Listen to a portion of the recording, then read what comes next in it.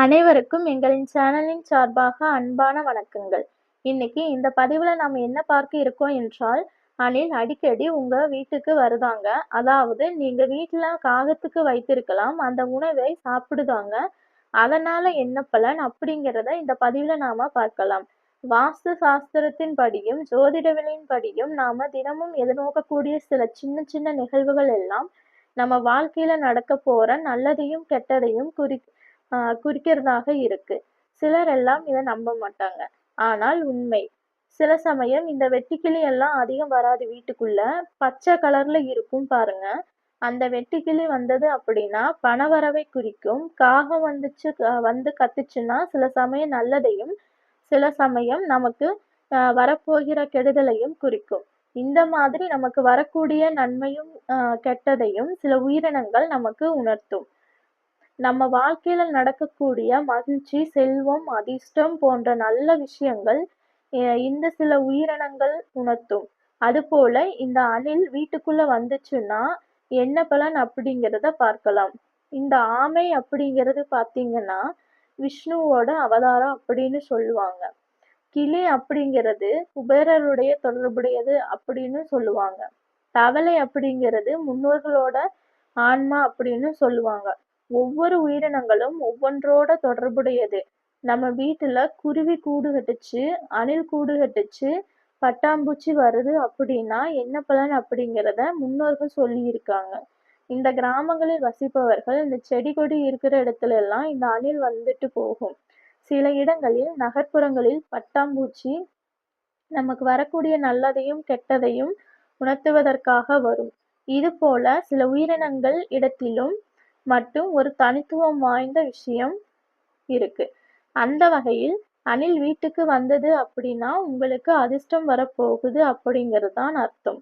ஆனால் அந்த அதிர்ஷ்டம் எப்படி இருக்கும் அப்படிங்கிறதையும் இந்த பதிவுல நாம தெரிஞ்சுக்கலாம். ராமாயண காலத்துல அந்த ராமனோடு வாழ்ந்த அந்த உயிரினங்கள் எல்லாமே அவருக்கு உதவியாகத்தான் இருந்திருக்கு. இருந்தாலும் இந்த அணில் மீது மட்டும் ஒரு தனி சிறப்பாகவே சொல்லப்பட்டு இருக்கிறது. ராமருக்கு பாலம் கட்டக்கூட இந்த அணில் உதவியதாக இந்த சாஸ்திரத்தில் சொல்லப்பட்டிருக்கு. இந்த எத்தனையோ உயிரினங்கள், மனிதர்கள், மிருகங்கள், தவசிகள் அத்தனை பேரும் ராமருக்கு உதவி செய்திருந்தாலும், சரித்திரத்தில் சொல்லியிருந்தாலும், காவியங்களில் பேசப்பட்டாலும் யாரையும் கையில பிடிச்சு ஆசீர்வாதம் பண்ணல. இந்த அணிலுக்கு மட்டும்தான் அப்படி ஒரு பாக்கியம் கிடைச்சிருக்கு. அதற்கான அடையாளமும் அந்த தடவி கொடுத்ததற்கான அடையாளமும் யாருக்கிட்டையும் இல்ல. இந்த ஒரே ஒரு உயிரினமான அணில் கிட்டத்தான் அடையாளம் இருக்கு. எப்படின்னு பார்த்தீங்கன்னா, இந்த ஒரே ஒரு அணிலை கையில எடுத்து ராமரோட அருள் பரிபூரணமாக பெற்று 3 கோடுகளை கொண்ட அணில் வீட்டுக்குள்ள வந்தது அப்படின்னாலே தெய்வ கடாட்சம் பெருகும். வீட்டுல செல்வ செழிப்பு உண்டாகும் அப்படின்னு அர்த்தம். அணில் வீட்டுல கூடு கட்டிச்சுனாலே பிரச்சனைகள் தீரும். பிரிந்து போன சொந்தங்கள் ஒன்றாக சேருவார்கள். இப்படி அணில் இருக்கும் இடம் எல்லாம் மகிழ்ச்சி நிறைந்திருக்கும். தனவாழியும் பெருகும் அப்படின்னும் சொல்லப்பட்டு இருக்கு. அதுதான் சொல்லுவாங்க. வீட்டுக்கு பக்கத்துல மரம் இருந்தாலே அணில் வந்து கண்டிப்பா வரும். மாமரம், கொய்யா மரம் இருந்தா அணில் வரதான் செய்யும். இல்லைன்னு சொல்லல.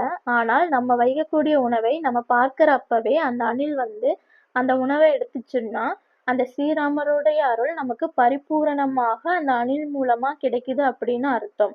அதனால் நம்ம அணிலுக்கு கோதுமை இது போன்ற தானியங்களை உணவாக கொடுத்தோம் அப்படின்னா அந்த உயிரினம் வந்து அப்பப்ப அதை சாப்பிட்டு போறப்ப அதோட ஆசீர்வாதம் நமக்கு கிடைக்கும். அணில் கூட்டை மட்டும் தப்பி தவறி கூட அழிக்கக்கூடாது. அப்படி செஞ்சீங்க அப்படின்னா பச்சை தோஷம் ஏற்படும் அப்படின்னு சாஸ்திரங்களில் சொல்லப்பட்டிருக்கு. நாம காகத்திற்கு உணவு வைப்போம். அந்த உணவை காகம் எடுக்காட்டி கூட சில சமயம் அணில் வந்து சாப்பிடும்.